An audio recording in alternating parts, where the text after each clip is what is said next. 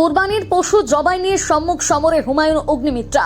আইন না মানলে অন্য মুসলিম দেশে চলে যান, হুমায়ুনকে কড়া ভাষায় জবাব অগ্নিমিত্রা পালের। শুভেন্দু সরকারের পশু জবাই আইন নিয়ে বাকযুদ্ধ চরমে।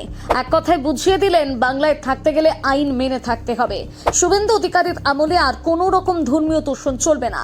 কোরবানির নামে যেখানে সেখানে যা খুশি করার দিন আর নেই। আইনের শাসন সবার জন্য এক, আর এই দেশে থাকতে হলে যেই হোক তাকে আইন মানতে হবে। তাহলে কি এবার গোহত্যা আইন নিয়ে আবার উত্তপ্ত হবে বাংলার রাজনীতি? হুমায়ুন কবিরের কুরবানি মন্তব্যে কেন এত ক্ষুব্ধ অগ্নিমিত্রা পাল? বকরি ঈদের আগে বিজেপি সরকারের ঐতিহাসিক সংস্কারের বিরুদ্ধে কেন সুর চড়ালেন বিধায়ক হুমায়ুন কবির? হুমায়ুনের এই মন্তব্য কি বাংলায় হিন্দু মুসলিম ভোট ব্যাংকের রাজনীতিতে শান দেওয়ার নতুন অস্ত্র? বঙ্গে ক্ষমতার পরিবর্তনের পর থেকে স্থাপিত হয়েছে আইনের শাসন, আর এবার বকরি ঈদের দোরগোড়ায় দাঁড়িয়ে পশ্চিমবঙ্গের ধর্মীয় আচার বনাম প্রশাসনিক নিয়মের দ্বন্দ্বে তৈরি হলো এক অভূতপূর্ব রাজনৈতিক সংঘাত। সম্প্রতি রাজ্যে প্রকাশ্যে পশু কুরবানি এবং অনুমোদিত জায়গায় পশু বলি বন্ধে করা অবস্থান নিয়েছে নতুন বিজেপি সরকার। আর সরকারের এই সংস্কারমূলক আইনি সিদ্ধান্তের বিরোধিতা করতে গিয়ে এক চরম বিতর্কিত বয়ান দিয়ে বসলেন নওদা রাম জনতা উন্নয়ন পার্টির বিধায়ক হুমায়ুন কবির, যার পাল্টায় রাজ্যের মন্ত্রী অগ্নিমিত্রা পাল যে কড়া ও স্পষ্ট জবাব দিয়েছেন তা গোটা বাংলার রাজনীতিতে তোলপাড় ফেলে দিয়েছে। কিন্তু ঠিক কি বলেছিলেন বিধায়ক হুমায়ুন কবির?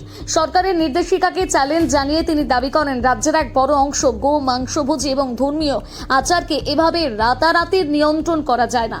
এমনকি তিনি সব কসাইখানা বন্ধ করার মতন চরম হুঁশিয়ারি দেন। তবে হুমায়ুন কবিরের এই হুঁশিয়ারির জবাবে বিন্দুমাত্র নরম অবস্থান নেননি রাজ্যের মন্ত্রী অগ্নিমিত্রা পাল। তিনি অত্যন্ত কড়া ভাষায় জানিয়ে দিয়েছেন, ভারতে থাকতে হলে দেশের আইন মেনেই চলতে হবে। অগ্নিমিত্রা পাল স্পষ্ট বলেন, যদি মনে করেন নিয়ম মানবেন না তাহলে যেখানে খুশি চলে যেতে পারেন, অন্য কোনো মুসলিম দেশে যেতে পারেন, কিন্তু এই রাজ্যে থাকতে হলে এখানকার নিয়ম মেনেই থাকতে হবে। মন্ত্রীর এই বলিষ্ঠ বয়ান আসলে কোটি কোটি সাধারণ মানুষের মনের কথা, যারা দীর্ঘদিন ধরে বাংলায় আইনের এক চোখা শাসন দেখে আসছিলেন। দীর্ঘ 15 বছর ধরে বাংলায় এক অদ্ভুত বৈষম্যের পরিবেশ তৈরি করে রাখা হয়েছিল, যেখানে একটা নির্দিষ্ট সম্প্রদায়ের ভোট ব্যাংকের স্বার্থে নিয়মের অজস্র ছাড় দেওয়া হতো।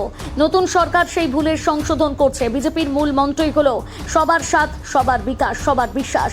সরকারের লক্ষ্য হলো তোষণের রাজনীতি বন্ধ করে আইনের শাসন প্রতিষ্ঠা করা, যেখানে হিন্দু হোক বা মুসলিম, প্রত্যেক নাগরিককে দেশের সংবিধান ও আদালতের নির্দেশকে মান্য করতে হবে।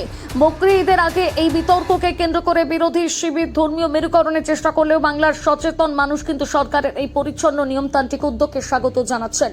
হুমায়ুন কবিরদের বুঝতে হবে যে ফাঁপা হুঙ্কার দিয়ে বা আইনকে বুড়ো আঙুল দেখিয়ে রাজত্ব চালানোর দিন বাংলায় এবার শেষ হয়েছে।